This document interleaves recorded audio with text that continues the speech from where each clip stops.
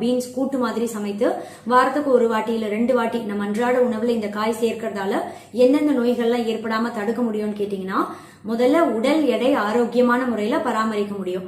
ஏன்னா இதுல நார் சத்து நிறைய இருக்கு இல்லையா.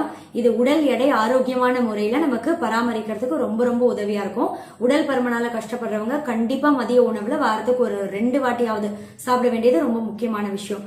மலச்சிக்கல் ஏற்படாம தடுக்கும் நான் சொன்ன மாதிரி. ஏன்னா இதுல நார் சத்து நிறையவே இருக்கு.